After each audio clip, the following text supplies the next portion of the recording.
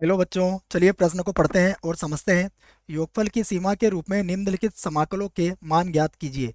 और हमें समाकलन करना है x का, जिसकी सीमा 1 से 2 हमें दी गई है। प्रश्न को हल करने से पहले हम प्रश्न के लिए मुख्य अवधारणा लिख लेते हैं। प्रश्न की मुख्य अवधारणा, जिसकी सहायता से हम इस प्रश्न को हल करेंगे।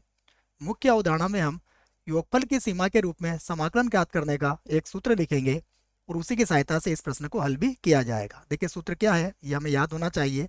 समाकलन की सीमा a से b और फलन मान लीजिए एफ एक्स है इसमें, तो ये बराबर होगा लिमिट h का मान 0 की ओर अग्रसर, उसके बाद है h, यहाँ बनेगा f of a plus f of a plus h, a plus 2h, a plus 3h, इसी प्रकार ये क्रम से आगे बढ़ेगा और इसका अंतिम पद होगा a प्लस n माइनस 1 और ये आ जाएगा h। तो ये मैंने सूत्र आपको लिख दिया है। अब जो प्रश्न है उसे देखते हैं। प्रश्न को मैं i के बराबर मान लेता हूं। देखो सबसे पहले तो माना i बराबर, हमारा प्रश्न हो गया 1 से 2 और x dx। और उसके बाद बच्चों, ये जो मैंने सूत्र लिखा है मुख्य अवधारणा में, इसमें मैं एक बात और यहाँ पर लिख देता हूँ कि जहाँ जहाँ एन एच का जो मान होगा वो किसके बराबर होगा, b माइनस ए के बराबर होगा। ये बात आप याद रखें इस प्रश्न में। आइए, अब जो हमने i के बराबर माना है, यहाँ से यदि हम तुलनाएं करें तो a का मान तो 1 होगा, d का मान 2 के बराबर होगा, और जो फलन है एफ एक्स, इसका मान x हो जाएगा। और एन एच की यदि बात करें तो ये होगा 2 माइनस 1, अर्थात एन एच का मान भी कितना हो जाएगा, 1 हो जाएगा। अब हम इस सूत्र को एक बार और लिखेंगे और फिर इसमें मान रख के इसको हल करेंगे। तो हम सूत्र को एक बार और लिख देते हैं। देखो सूत्र हमारे पास क्या था, a से b एफ एक्स और डी एक्स बराबर लिमिट h का मान 0 की ओर अग्रसर, यहाँ पर है h, ये बनेगा f of a plus f of a plus h। और इसी प्रकार इस क्रम को जब आगे बढ़ाएंगे तो इसका अंतिम पद होगा f of a plus n minus 1 और h हो जाएगा, जहाँ एन एच का मान b माइनस ए होता है। अब हम इसमें मान रख देते हैं यहाँ से।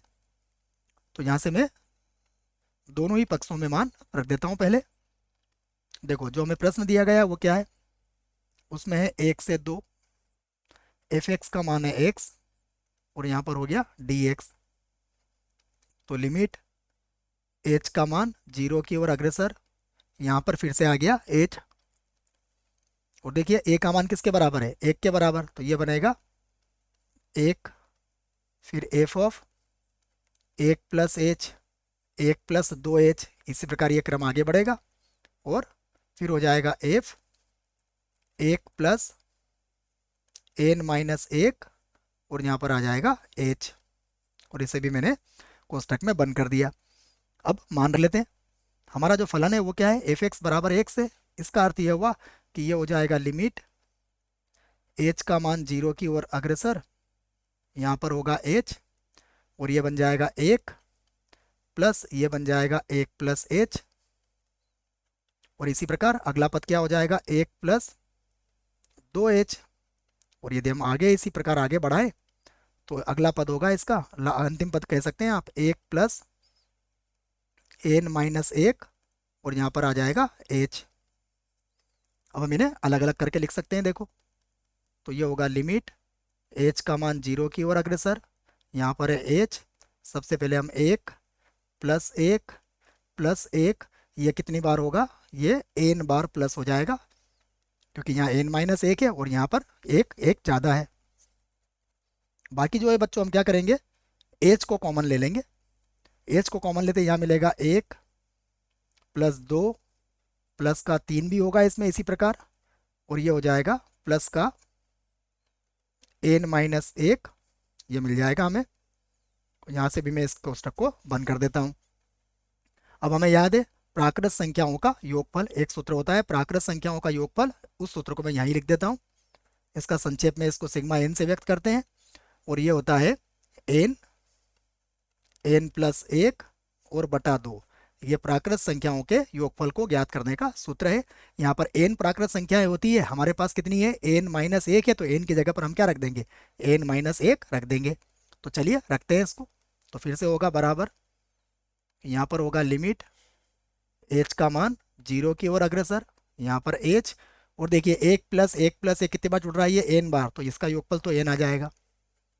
प्लस यहाँ से हमने h को कॉमन लिया है, और इसका सूत्र क्या बन जाएगा, n-1, और n-1 + 1 करेंगे तो यहाँ n आ जाएगा, और बटे में कितना है, यहाँ पर बटे में है इसके 2, ये सूत्र है हमारे पास।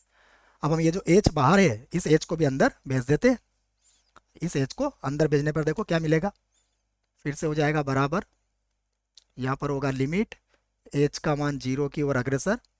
अब यहाँ पर हमने गुणा कर दिया इसको, तो ये तो बन गया NH, यहाँ पर तो आ जाएगा NH। उसके बाद प्लस, यहाँ देखिए क्या होगा, ये हो जाएगा NH का वर्ग, यहाँ लिख देता हूँ मैं n, फिर h का वर्ग हो जाएगा, और कोष्टक में कितना रहेगा, n-1, और बटा कितना है, 2 है। एक बार और देख लेते हैं, ये n और h तो पहले से था, h को हमने अंदर भेजा है, तो NH का वर्ग और n-1 बटा 2 बचा है।